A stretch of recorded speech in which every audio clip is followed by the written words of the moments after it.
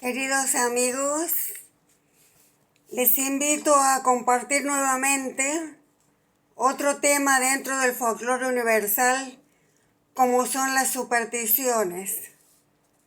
Voy a citar algunas de ellas porque son muchas la cantidad y no tendría tiempo ni espacio para publicarlas aquí en este lugar. La primera a la cual me voy a referir es la de los gatos negros. Pobrecitos nuestros gatitos negros. En lo personal yo tuve uno que jamás lo voy a olvidar. Porque un animal tan cariñoso, inteligente y compañero es difícil encontrar en otros animales. Así que un poco les voy a contar la historia de qué se trata, por qué se los cataloga de esta manera. Estos pequeños leones, amigos de los seres humanos, pero sobre todo de las brujas, fueron adorados y venerados por los egipcios, sumerios, romanos y fenicios, entre otros. Para algunas civilizaciones eran la propia encarnación de los dioses. Bastet, la diosa egipcia, es un claro ejemplo. Y para otros, del demonio más cercano a la creencia cristiana. Fue en la Edad Media, con las persecuciones de la Inquisición a las brujas, mujeres que buscaban la sabiduría a través de conocimientos de herboristería y hechiceros, que cobraron más fama. Como toda mala creencia, lo poderoso se temía y los gatos siempre encerraron un misterio sagrado. Parece que vieran más allá. Son intuitivos y eso me consta fehacientemente. Y a la vez son salvajes, porque no olvidemos que el gato es un animal muy independiente, sumamente independiente.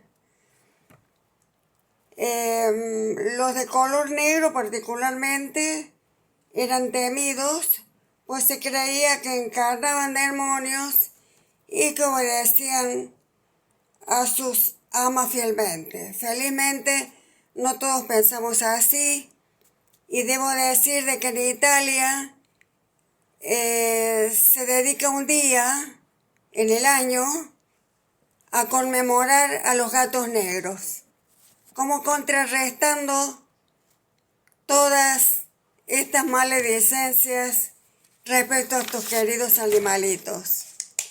Yo si me encuentro un gato cruzándome por la calle, lo primero que haré es agacharme para acariciarlo. Es mi manera de pensar. Pasar debajo de una escalera, mucha gente les esquiva en las veredas o dentro de la casa. ¿Miedo al derrumbe? Puede ser, pero también algo más antiguo. El miedo a las escaleras está asociado con el miedo al patíbulo. Antiguamente había que usar una escalera de mano para colocar la soga de los ahorcados en la posición correcta. Y el que pasaba por debajo de la escalera corría el riesgo de tropezarse con el muerto. Realmente muy tétrico esto, ¿no? Otra superstición más benévola dice que una escalera apoyada contra una pared forma un triángulo, por lo cual significa que pertenece a la Santísima Trinidad, Padre, Hijo y Espíritu Santo, lo cual pasar por debajo de ella se considera un pecado muy grande. Y otras cosas que hasta hoy en día se comentan: si pasas debajo de una escalera no vas a casarte nunca. Y muchas personas están convencidas de eso. Otra superstición es la de romper un espejo. Los espejos fueron utilizados para artes adivinatorias varias y también para diagnosticar enfermedades. Los antiguos médicos consideraban que si el reflejo del paciente se veía distorsionado, era porque estaba enfermo.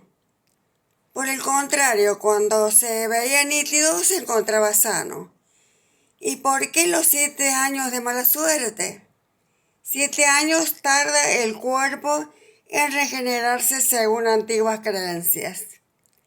Qué fácil era a los médicos de aquel tiempo saber si un paciente estaba sano o enfermo. Lo ponían frente a un espejo y ya eso les daba la certeza de una cosa o de la otra.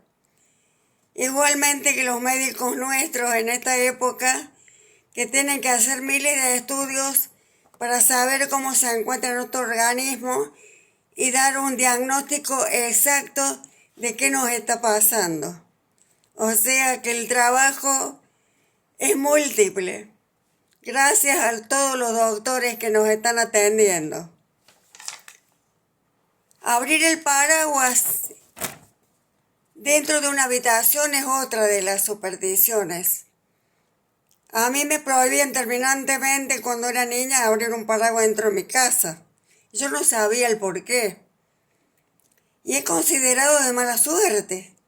Los primeros paraguas eran gigantes, estaban hechos de acero y si se abrían cerca de una persona podían llegar a lastimarlo, que es lo más lógico de pensar. Otro posible origen de esta superstición proviene del antiguo Egipto, donde los paraguas, sombrillas, se utilizaban para protegerse del sol. Si se abrían en lugares cerrados, era considerado una ofensa para el dios Ra. También el dicho abrir el paraguas antes que llueva está vigente todavía. Sabíamos ya qué significa. Otra superstición nos dice que derramar sal es mala suerte.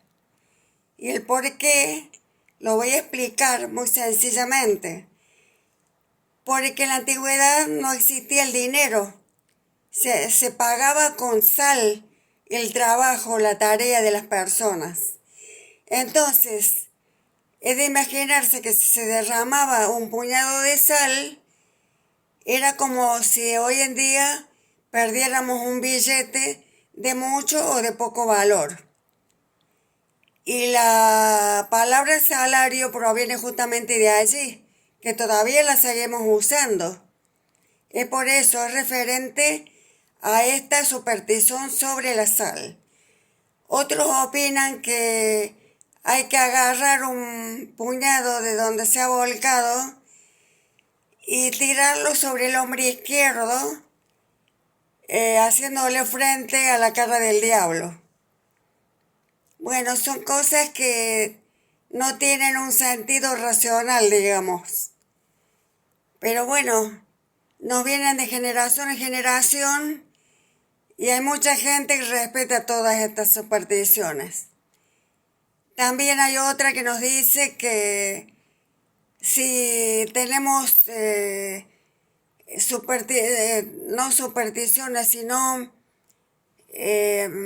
malos sueños o pesadillas, es en día viernes. Yo muchas veces las he tenido, pero no sé deducir si ha sido viernes u otro día de la semana. Más bien lo atribuyo a que uno por ahí puede acostarse a dormir con el estómago recargado y eso sí que puede producir pesadillas. Con esto les quiero demostrar que las supersticiones para mí son increíbles. Yo no la creo en ninguna de ellas. Como pasa con el número 13 y el martes 13. Que hay gente que a pie juntilla lo cree. Yo he tenido una señora cliente de peluquería donde un día martes yo no podía convencerla de ninguna manera de poderle hacer un trabajo en su cabellera. Y si era día 13, bueno, eso era el colmo de los colmos ya. Bueno, era su creencia. y yo tenía que respetarla, por supuesto. Por ahora no tengo más supersticiones que contarles. Lo que sí debo decirles que pertenecen al folclore, y no solo de nuestro país, Argentina, sino de todo el mundo, porque tienen las 3 condiciones que debe reunir un hecho para ser folclórico, como es la antigüedad, que debe tener 100 años de documentación, como la anonimidad, que no se debe saber de dónde vienen ni cómo se crearon, y que tienen que seguir vigentes, porque muchas de ellas siguen aún en nuestros días. Bueno, espero haber sido útil con esta información o con estas informaciones. Les mando un saludo muy grande, los quiero mucho, muchísimas gracias por haberme escuchado y será hasta la próxima cita con ustedes, que seguramente elegiré algún otro tema dentro del folclore, que es mi especialidad. Un beso muy grande para todos y será hasta la próxima. Chao, chao.